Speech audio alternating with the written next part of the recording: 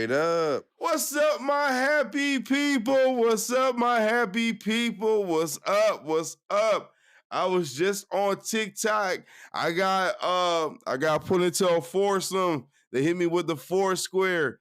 They ain't know. I don't know what to do with that four square because I'm not running around my house looking for anything whatsoever, ladies and gentlemen. That's not gonna happen at all. No, it's not. So they had a four square something ordeal going on, and I was like, okay, I will play with it because I tell them all the time when I get on my live, I say, look, I'm not here for the little games where we do all of this and get all these scores or whatever, whatnot. But I said, let me go ahead, and then I jumped on. But I want to show you guys. So what I'm doing is taking me a Snapchat, so you guys can sit there and see the hookup going on, so people will understand. I'm never intentionally being rude when I say I can't play these games.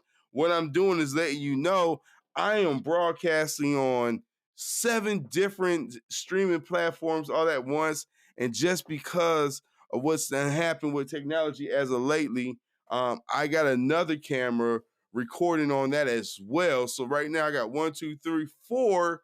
I got 3 iPhones and 1 iPad going, and I got a lot of content in another iPhone. I know it's late, but I looked at myself. I said I did not give you guys my daily bread of the day yesterday. But look, though, I'm not mad because today I'm gonna tell you what I did. I downloaded on Audible the King James Bible, and let me tell you, right? You know how many hours the King James Bible is in audio form? Do you understand? It is 75 hours. And you guys know me by now. The incense is blowing for a reason. Why? Because I got a purpose with this broadcast. So I'm not just on this broadcast just to be sitting up here just chatting. There's always a purpose with me, and that's the blessing. I am not going to ask to take away your time for no reason. I want to share a couple things with you. Man, in fact, I want to share quite a few things with you. First and foremost, before we go down the rabbit hole on this broadcast, let me get a sip of lemon water, please. Lime water. We just ran out of lemonade. And lemonade, I mean lemon juice. So excuse me, we just ran out of lemon juice. But as you see, I got my locks back in. And if you in Montgomery, I highly recommend you go check out my guy LJ. Tell him that John Lee from 1983 sent you. He just opened up his shop March 2nd, the Culture Barbershop. Please check him out. He's a good guy. He's been taking care of my Steve Harveys for like a year, and I absolutely love the Steve Harvey, and I pulled it out of retirement just because I knew LJ was the guy that could take care of that. And what do I mean by Steve Harvey? I mean the obvious. I'm bald. I wear a unit. I could care less what people think. I love it. That's who I am. So I wanted to get the cat out the bag before someone be like, that's not his real hair. He's bald. I am. I'm very much so bald. But God is good. We live in 2024. And I love wearing the unit. There, I said it. Well, man, listen. I told myself there's 2 ways I could look at this, right? I could either do the live stream today and have the podcast ready for all my second shifters tomorrow, or I could just wait till tomorrow and do it and push it off 2 days. And you guys know I like to move in fours. I like to work out 4 times a week. I like to broadcast 4 times a week. It's just what I like to do. It makes sense. It's like 100%. I'm giving you 100% of me if I give you me in 25% increments. And if you're able to see, especially on Instagram, you can see in the background, that is me on YouTube. You can check me out. Same name, John Lee from 1983. I really appreciate you guys being with me. I know we left off on our daily bread, and I definitely wanted to go straight up in to our daily bread. But before I go into my daily bread, you guys know what time it is. It wouldn't be a day without Mama Nisi's verse of the day. So let me go ahead and pull it up for you. Let me go ahead and give you guys the verse of the day. Mama Nisi, excuse me. I said Mama Nini. Mama Nisi blessed me at 7:59 with the word. Always on time. I'm going to tell you that in advance. So she says from the book of James, chapter 1, verse 17, every good and perfect gift is from above, coming down from the Father of the heavenly lights, who does not change like shifting shadows. Amen. Hallelujah. Yesterday, I ran into some adversity. Actually, this happened on March 4th. On March 4th, I attempted to gather some more information because, as I have been telling you guys, this is not the Who the TF I Married, but this is Who is My Mother series going on. I've been trying to reach my eldest and talk to her. This is her senior year, and she moved in with my mother, and I thought that was going to give her what she needed. Long story short, I called the local police and I called the non-emergency number and I had a conversation. And while having the conversation, dispatch was like, "We're going to send someone out there to do a welfare check." They go do a welfare check, and guess what? The police officer calls me back on the phone and says, "Hey, Mr. Kemp." I'm like, "Yes, sir. Everything checks out. She's there. Everything's fine.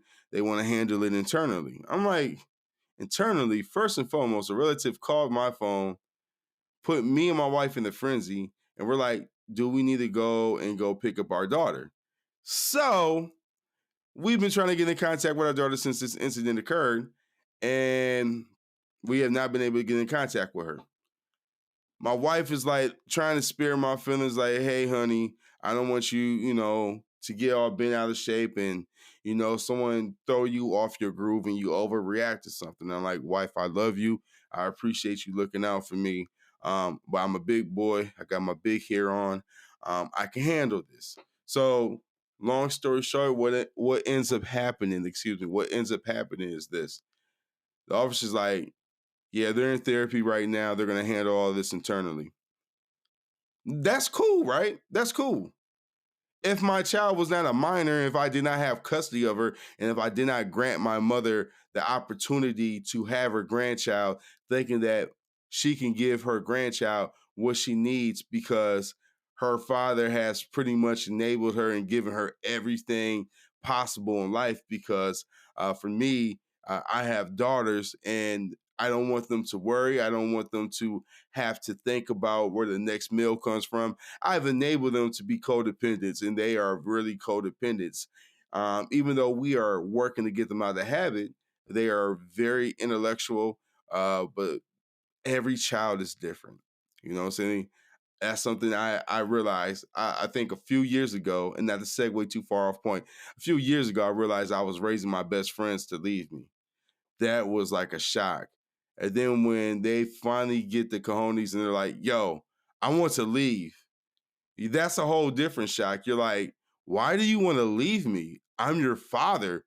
Like, I'm thinking because of my inner child, you have a father that wants to be there. You don't have a weekend warrior. You don't have someone that gets angry with you and just, disconnects from you, and then you have to kind of like beg and plead. You don't have to have my experience, honey. I had the experience, and because I have the notion in my head, I'm going to love you through everything. We can always work all this stuff out. And that's not always the case. Every child has their own criteria. Every child wants what they want differently. And guess what? Our children are not us. So the same afflictions we have, they do not share those sentiments. So I'm like, this is a shocker for me. Um, but I tell you what, I wrote a whole script. I wrote, like, if I was in college still, I think I wrote an A+ paper. I got a story to share with you guys, which I don't think I'm gonna share today. And it's called Generational Discord. And in this story, I wanted to share with you guys a story, and I think I could share the story with you guys. So let me sit there and see if I can. I had downloaded a teleprompter because I wanted to read to you guys a little bit more thorough. But I'll get to that later in the broadcast. So as I said, shout out to my dude LJ. You can check the comments. You can go to the Culture Barber Shop. You can go ahead and click his link My dude is very nice with the work. I think you guys would very much so enjoy him. If you are looking for a cut, you looking for a Steve Harvey, whatever the case is, my man is the culture. With that being said, my old lady and I had got up today and we decided that we were both going to get in the car and take our daughter to school.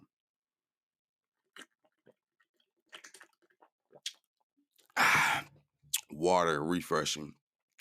While taking her to school, I told my wife, I was like, let's get some breakfast. And my wife and I, we are subscribers to the Waffle House, straight up. But I was like, I want to do something different. I want to go to a black owned restaurant and support my people. Like, I just want to spend money in my community today. We all can go to IHOP. We can all go to Waffle House, which, like I said, I am pro black. Bro, hey, hi, what's up, bro? Appreciate you. I am super pro black, pro black. And what happened was we was on Atlanta Highway by Ann Street in Montgomery, Alabama, and we went to this beauty shop, right? By this barber shop my brother had recommended to me when I first moved here. So we go in the joint. It's advertised as a black hair store. But you could tell there was like Middle Easterns there, and they had their music going on. They had like a black lady. She was, sweeping the floors. She was tending the floors, and they had, the guys, and they were, it's their store. You could very well tell whose store it was. You could tell they got a black worker, and they're playing their music. They don't even have R&B going on. And I'm like in my mind, like, why is it that we cannot own our own as of yet? And like where I'm from in Toledo, there was a couple black beauty shops. You know what I'm saying? Not a whole lot, but there were black beauty shops. And I'm thinking to myself, this is Montgomery, Alabama. This is where the birthplace of civil rights. This is where Rosa Parks said, I'm not getting out my seat. Like, I know there's black beauty shops, but it seems to be the ones that are really prominent in Montgomery, Alabama. They all come from Middle Easterners. And I'm not saying that to come off any type of way. I'm just sitting there saying it's a black business not owned by black people. And I wasn't offended, but I was like, you know what? I just spent X amount of dollars inside this place. I want to go spend some money and circle some money in my neighborhood. So, while my wife was coming out the Family Dollar store because we needed a deck of cards, because one of our favorite pastimes when we do have some us time together is like she loves to play gin rummy. So I like to play gin rummy with her, and we would sit down at a restaurant and we would play a game of gin rummy. And if you ever play a game of gin rummy can last like 2 hours. Like gin rummy going from ace to king. Yo, especially depending on like how many books and how many times you pick up the deck, 'cause the deck is 52 cards. 7 cards, 14 cards minus the 14 cards, you got 38 additional cards. It's a lot, and there's a lot of science to it. So I'm like, look, let's go to a black owned business. So I'm looking at these black owned businesses, or what is featured as black owned businesses. And like literally, the black owned businesses are open for brunch and they're open after 11 o'clock for the most of them, except for this place. And we decided to go there. And it's called Jazzy's Eats and Treats. And if you've seen my Facebook page, then you already seen the review. So shout out to Jazzy's Eats and Treats. We go there. It's on Eastern Boulevard. It's in the Courtyard. Now, I'm not talking like the Courtyard by Marriott. I'm talking about the Courtyard Shopping Center. I've lived in Montgomery, Alabama for 3 years, and I've been frequenting Montgomery, Alabama for the past 5 years. And I could tell you, besides the American Deli over there, there's literally been no reason to go there. I almost thought it was a ghost town. In fact, when we got there and pulled up, I thought it was like the wrong address. Like I thought they gave us the wrong address. So I told my wife, I said, spin the wheels, let's go around the block and let's look over there. Like I seen an RV, I seen something off to the side. Like I said, you seen the American Deli, so it's established that there's a business in the Courtyard, but it looked like something from NOLA. And NOLA, I'm referring to New Orleans. Like it has that type of construct that you would see on Bourbon Street with the wired fencing, the brick buildings. It looked like if it was like in New Orleans, this place would be popping. Okay, so we go in there, go in the courtyard. I'm looking at building 1, building 2, building 3, building 4. I see nothing about Jazzy's Eats and Treats. I'm like, yo, I don't think it's there. By the time I get back in the car, my wife in the car, I was like, yo, it's right by American Deli. So when you on Eastern Boulevard and you pull up in, go by American Deli, and on the other side, you'll see like a sign on I want to say like a truck or something, right? And it says Jazzy's Eats and Treats.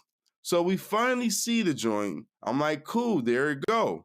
You know, I want to support my own, and not gonna lie, being a little pretentious, being a little self-aware, and being that I don't want to have no smoke with anyone in particular, I'm a little apprehensive about going in there. I want to support it. I don't want to do the DoorDash. I want to go in the building. I want to get my food. I want to sit down with my wife. I want to play a game of cards. We go up in there. The chef's auntie's at the door. She greets us. She meets us. Cool. You go through the front entrance and said instantly, doesn't matter how many people you have, there's a 15% gratuity. And I'm going to share with you why this is very important, because today was a self-care day with my wife and I today. It was a self-care. Once again, self-care. We took care of ourselves. I took care of my hair. I had to take care of my wife. That's just how it goes, right? I can't put a Steve Harvey in my head and not take care of my wife. That's wrong on so many levels. And fellas, I hope you understand that, right? You cannot put a Steve Harvey in your head. If you go to LJ and click on that link, you will understand how much this costs. I cannot spend that type of money and not take care of my wife. That's fundamentally wrong. It's wrong on her too. If my wife would go out there and put Becky with a good hair on, look, she better be taking me out to go get a steak and egg dinner or something. That's just the rules. That's just how the game go.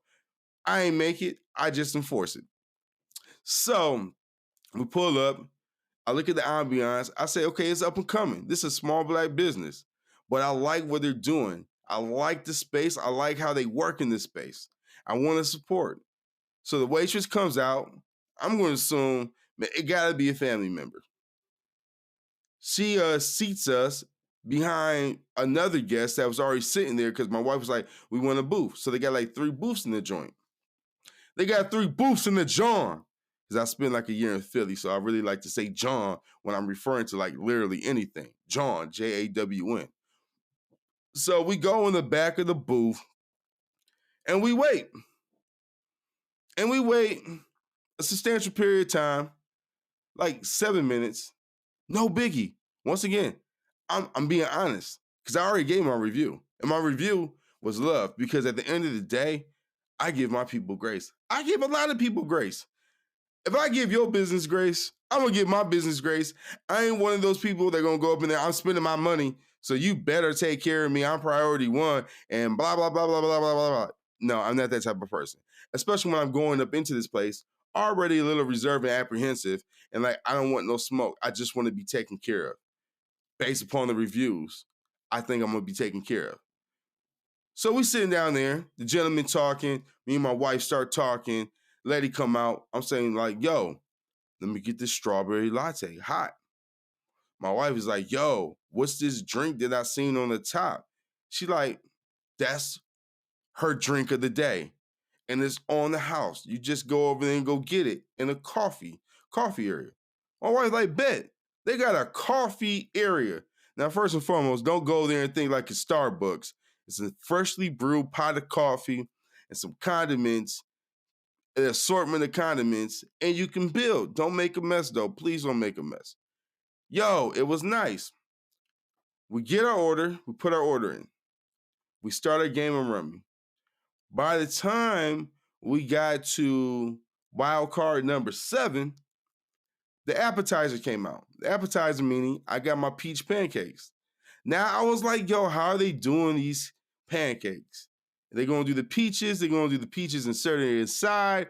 They're gonna do the peaches a la mode. How you doing? I'm talking to the lady. The lady's like, yo, I don't eat breakfast. I'm like, you don't eat breakfast, and this is like a breakfast John. That don't make no sense to me. My wife was like, no, baby, clean your ears out. You got the new hair on your head, so you ain't hear. She don't eat breakfast at breakfast time, but she eats the product here. Oh, that makes good sense. So I'm like, yo, do the red velvet or do I do the peaches? Peaches, peaches, peaches, peaches, peaches, peaches, peaches. Yo, so I get the peaches. It's a skillet pancake, okay, with butter, crispy, crunchy, light brown, caramel brown. And she got these peaches on top that just set the whole thing off. I'm gonna say they canned peaches. There's nothing wrong with canned peaches. You work with what you're working with. And you can tell from her establishment, she's working with what she's working with. Meaning, I went in the bathroom. In the bathroom, they got one toilet. It's like on the other side of the bathroom, and they got seats up in there. But it's a bathroom, and she says, please do not put toilet paper down there. Bet. No problem with us. We respect what you're saying. You put it out there, we understand it. Got it. Message understood, right? So she's working what she's working with. Moments later, my white plate come out, 2 fresh wings, got the grits with the cheese on it, and then she had the salmon croquettes breaded like with the breadcrumb. This sucker was good. I mean, like you hit it, it had a fresh crunch to it, no sauce, just the croquette. And it was banging. My wife did what any person of color would do. She put the croquette with the grits and smashed. Me, hey, I had the Conecuh sausage. And my wife and I used to love Conecuh sausages until our daughter decided to boil a pack of Conecuh sausage.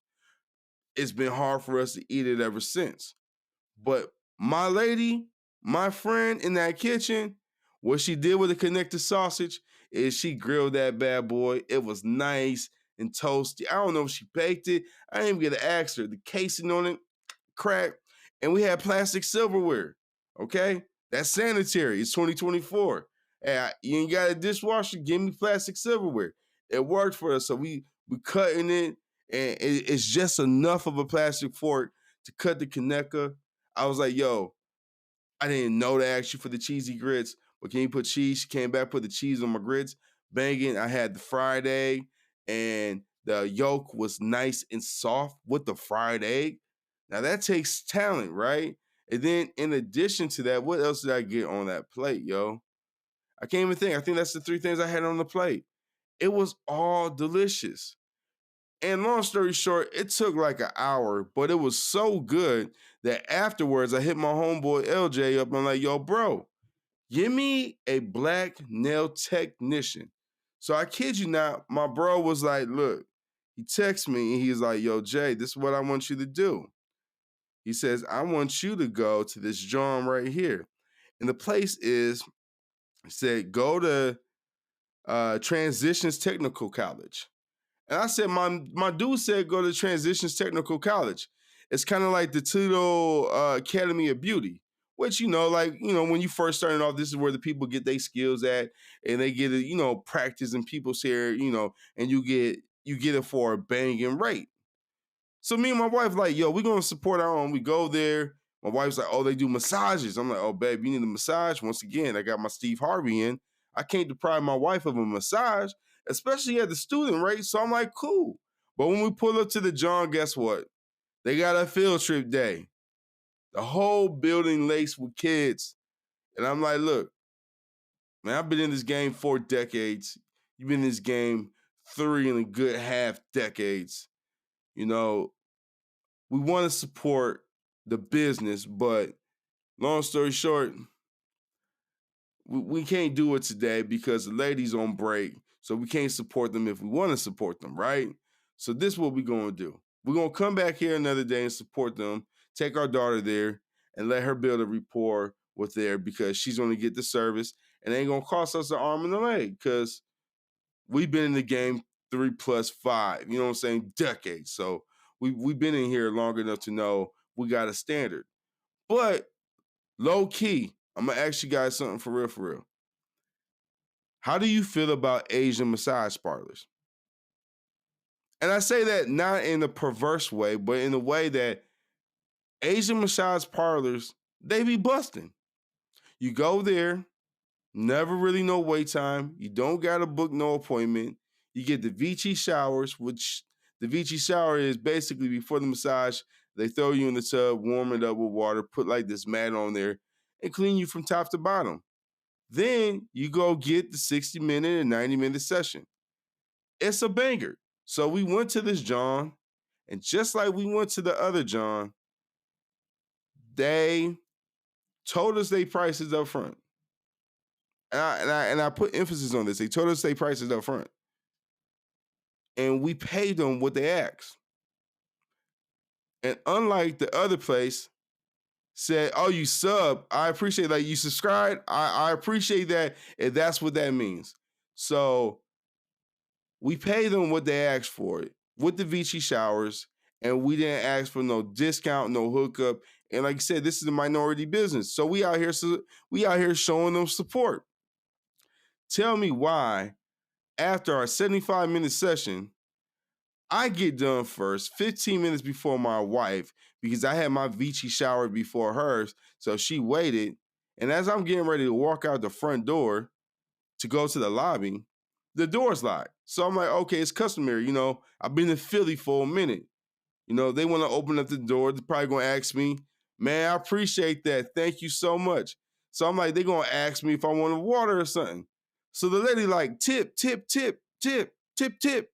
And I'm like, "Dang, you went from no English to perfect English. Tip, tip, tip, tip." I looked at her, I said, "You see that? I paid that. That's what you wanted with your Vici shower. No tip, okay? Let's not be stupid. When they ask for a tip, they ask for that tip up front, and they ask for that tip when they're getting ready to do extra, earn the tip, because like they say, that's the house money. Now for my money, I need to earn that tip." And I looked at her and said, "I did a couples massage with my wife, and I gave myself to the Lord. I ain't come here for none of that. I came here for what I came here for, a deep tissue massage." And I received that, and it was wonderful. So I tell you what, since you did not say, "Hey, gratuity is extra, and please consider tipping," what I'm gonna do is this, right? Because I ain't silly. The price went up by 25%. Just like the food, the groceries, and everything else, the service industry. Everybody is exploiting everyone for additional money, but the economy is still paying people the same wage. So the service industry, gets to inflate their price anytime they perform a service. You want a massage today, it's $80. Yesterday it was 60. Tomorrow it could be 100. So I'm tipping you, and what you have with the house versus your takeaway is your business. But there's no happy anything going on. So I said to the lady, and I felt bad about this, ask my wife. Meaning that my wife likes your service, we're gonna hook it up. So my wife is literally coming out the building, and she's like, "This lady's trying to massage me all the way out, give me water." And she like, "Tip, tip, tip, tip." And I'm looking at them, I'm like, "Y'all don't keep us away from that door. My wife don't want to give you a tip. I'm not giving you a tip. I paid you. This is a service. Most times in the service, it's all profit other than the overhead. And if the boss man taking 70% of what you make, that's your business. That ain't my business. I'm paying the price." It didn't say gratuity included. I'm not at the Marriott. I'm not at some luxury spa. You're not black. It's my choice. My choice is this. I got what I paid for, and I paid 25% more than what it was a week ago. So I'm not going to sit up here and get exploited and give you a tip. You did not get a tip on top of the service. That's like me. I've been a professional photographer for forever. My tip's already included in the cost. That's my disposition. My tip is already included in the cost. So what do I need to go ahead and charge you more for? Right? That's not for me to do. So long story short, We told them thank you. We walked away. And like I said, if I see it on my debit card, the price inflate to anything but what I paid for, oh, I'm putting in the complaint.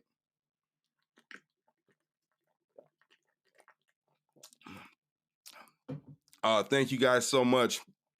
Sorry, my throat gets dry while talking. So afterwards, I'm Googling and I'm saying, YouTube continues to lead me down weird and wonderful paths. Greetings from Norway. Greetings. Same with tattoo artists. Why you want to tip? Just charge more then. Thank you. I appreciate you guys for validating because, like I said, and say, you in the service industry, charge your price, charge your worth. You went up 25% on me already. It's not like this is my first time going to an Asian massage parlor. I love Asian massage parlors. I think they're some of the best. Have you ever tried to go to one of these mainstream massage parlors? I remember one day my sciatic nerve was acting up, and I was like, yo, I need to go get a massage. I called the place, and they're like, yeah, we can book you 2 weeks out. 2 weeks out? I need to get a massage now. Like, no, I'm messing with the massage parlors. But they always have it misconstrued. They see someone, and like me and my wife were having a conversation. I think they didn't try to finesse because I came with my wife, which was the smart move versus going by myself. Because anytime you go by yourself as a man, they always try a little bit extra to get tip, tip, tip. But even if you do the tip, tip, tip, you already agree to it. And see, that's my thing. When I walked inside Jazzy's Eats and Treats, it said 15% on the door. When I go to Volcano Hot Pot and Barbecue on Eastern Boulevard, I know the price because it's at the door. That's what I'm expected to pay. So don't try to price inflate me. It's not like I can go to my manager and be like, look, you see, this massage parlor charged me 25% more. So now I need 25% more. They're going to replace me. I'm out the door. I actually think the service industry is genius, right? If you're in the service industry and you're talented, you're good at what you do, and there's a demand for you, you can always increase your costs. So long story short, we was gonna go to the adjacent nail salon right next to the place because there's two places we wanted to go afterwards. My wife wanted to go to Rainbow. I wanted to go to the Guitar Center because I was looking for a dynamic um, podcaster mic. Not that I don't like my H6, but I got a feeling that I'm going to have more in studio guests real soon. So I wanted to have additional microphones so they could talk and I could talk, and then we could use the H6 Zoom microphone for a mixer. So that I can keep the gain high and keep the volume low and keep giving you that good sound that you're hearing right now. So it was such a bad experience. We left the plaza, did not go to New Nails like we were going to go to on Eastern Boulevard, and we went down Vaughn Road and we went to a nail salon adjacent to the nail salon by AMC Theater because the last time we went there, my wife wanted to get her nails done. And let me tell you, when your wife wants to get her nails done and she wants to get all the designs and the diamonds, the last time we got our nails done together, it was $300, right? That ticket was $300.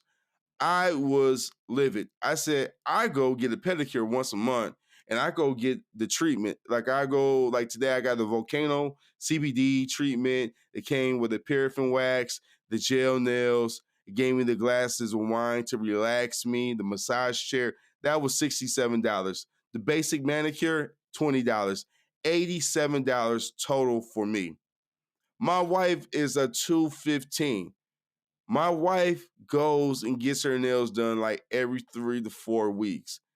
My wife does not resonate with the fact that her nails cost as much as a pair of Air Jordans.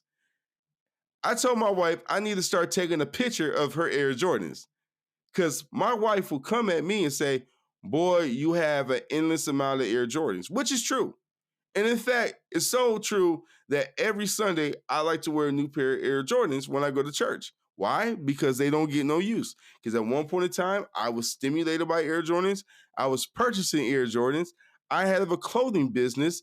Those were becoming exactly what you know they were, and which they were. And at the end of the year, I enjoyed that break. So I told her, You need to take a picture of your Air Jordans because every time you get your nails done, that's the cost of a pair of Air Jordans. And if I had to choose between my nails and Air Jordans, give me the Clippers because I will have a new pair of Air Jordans every time you go get your nails done because she gets all of these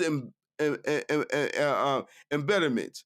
So we go and she goes and picks up our daughter because we're running late. We end up getting our nails done, our daughter's nails done, our feet done, 4 glasses of wine, had a fantastic time, and we had a beautiful self-care day.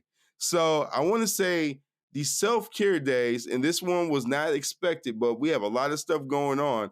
It was definitely rewarding and worth it, and we had a wonderful time together. But these different experiences, like I said, we started with a hair store that catered to the Black culture, but they were actually Middle Easterners.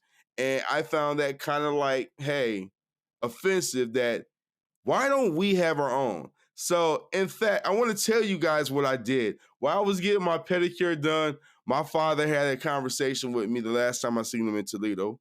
Shout out to Vaughn, that's the OG.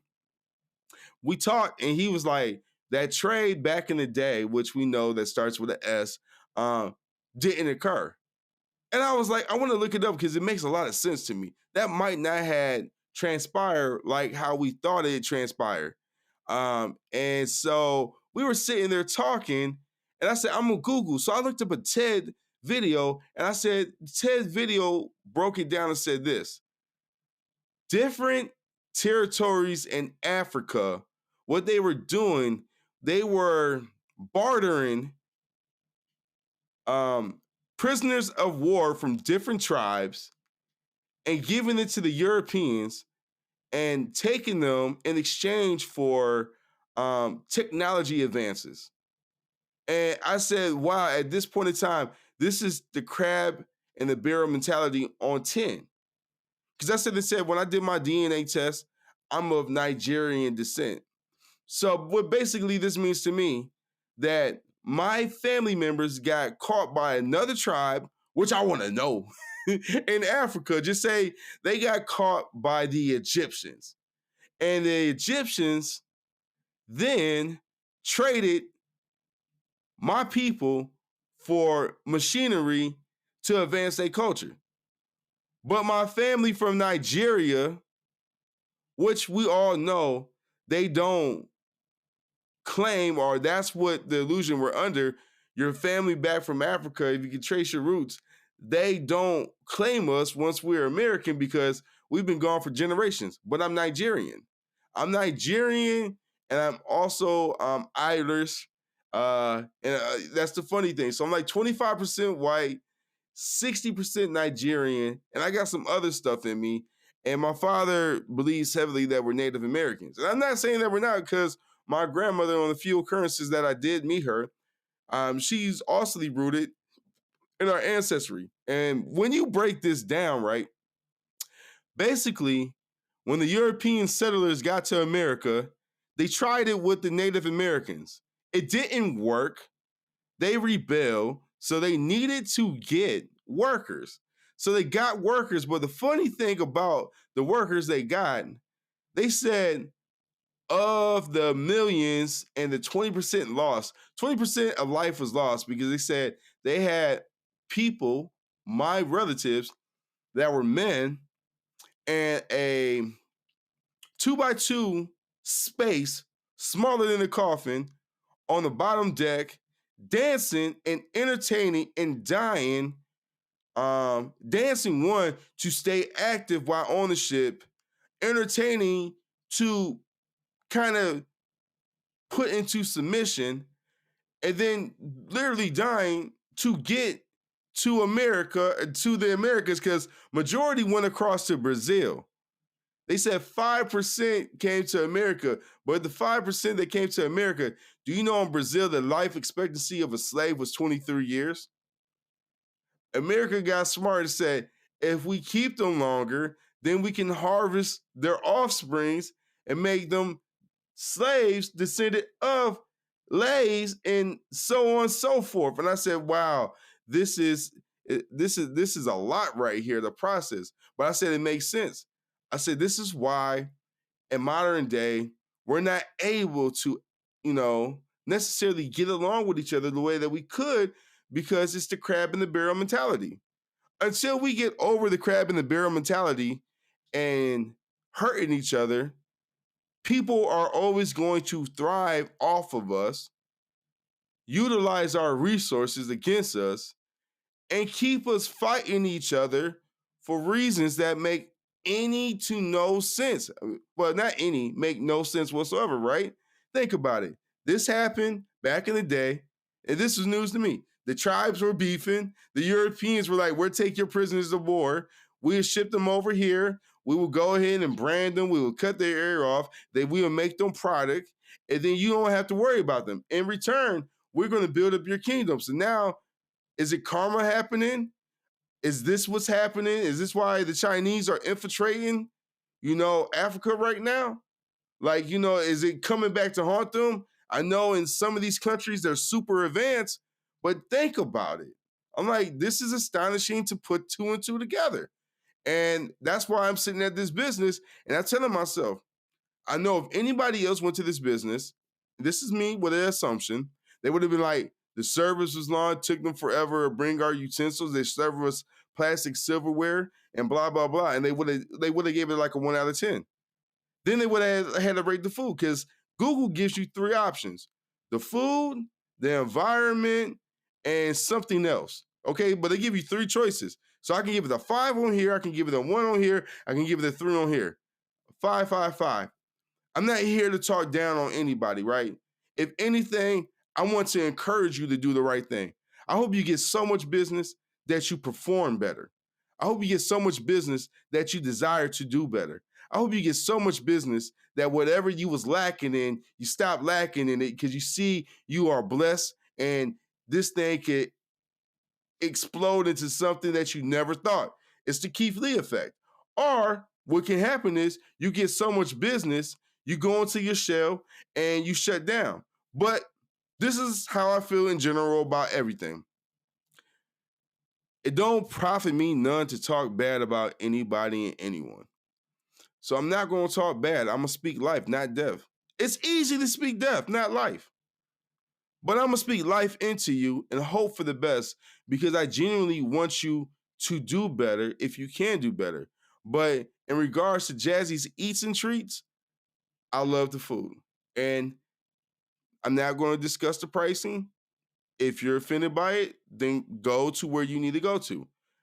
It's a black business. I want to support them because the food was good and because there's not enough places around Montgomery, Alabama, the birthplace of the civil rights, that I found thus far to support. But if you want to know something, you want to support the Asian culture, go on Eastern Boulevard, go on Bell Road, go on Vaughn. They got plazas full of their culture. You want pho noodles, you want Korean karaoke and Korean barbecue chicken, they got that.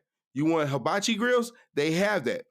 They have the culture present in Montgomery, Alabama, but yet the black culture is scattered like cockroaches. And I'm not saying that to be offensive. I'm saying that because it's factual information. And the black culture you think you get is not black culture. It's exploited culture that someone is profiting off of because they have structure, they have organization, and they have a purpose. And they're not getting a mixed message and they're not doing the crab in the barrel mentality. So therefore, they're able to sustain their business and grow exponentially. I hear a lot of people talking, a lot of people are not putting 2 to 2 together. COVID happened, families moved in that once used to be prideful. We all wanted to flaunt, including myself. There was a point in time in my life I wanted to show people that I'm not a bum. I am this, I'm that, and I'm not the black sheep. And I showed them. The moment my dad told me, hey, are you rich? Was when I got validated and got confirmation that, yeah, you seen I did it without you. I did not have your assistance in making my success. Nothing about you can be attributed to my success. You could have been attributed to my demise. I could have died in 99 and that would have been the end of my story and life would have went on for you. My life would have ended because you were the star in my life. But when I got that validation from my father, I felt like the man. I felt like, ooh, I finally got him where it hurts because I wanted to do nothing but make him hurt because I was not dealing with my inner child. I was suppressing my inner child. But now that I moved away and I allowed myself to grow and see things in a different light and pray to the same guy that these people said was indoctrinated in them when they got here from the islands to be held in mental slavery. I know, crazy, right? But that's God, and that's what God would do.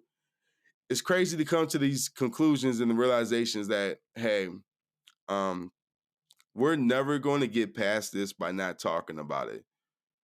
And we're never going to get anywhere further if we don't learn to show love. And if you do not present your pricing up front, including tip, do not be mad when I walk out your business. And look, with that being said, it's been like 48 minutes. So you guys know what time it is. It's time for our daily bread.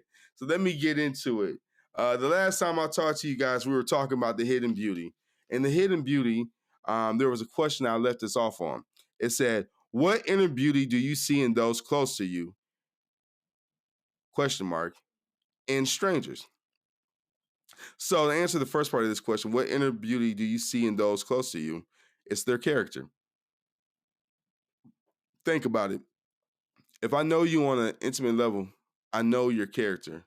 I know your ticks. I know the things that set you off. I know the things that motivate you. I know how you treat others. So it's the character. That is their inner beauty to me, their character. And for strangers, it got to stand on integrity. I don't know you from a can of paint, so everything that I see from you, that's how I base my decision on what kind of person you are and if I want to continue going down this rabbit hole with you or not. And so, with that being said, God never does not provide.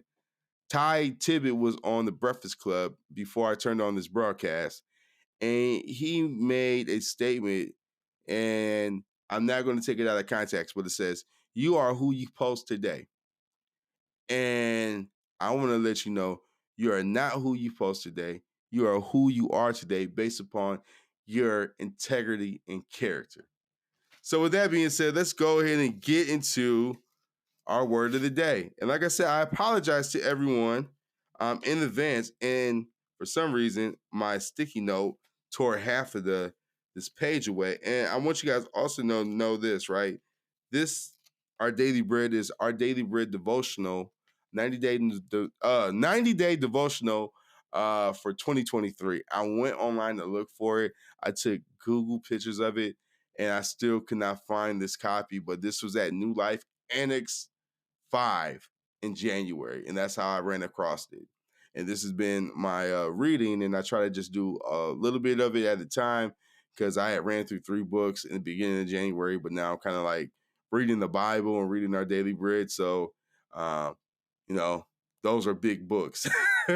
But today is declaring dependence, and the scripture's coming from John 15:5. And it says, apart from me, you can do nothing. Laura's mom was battling cancer.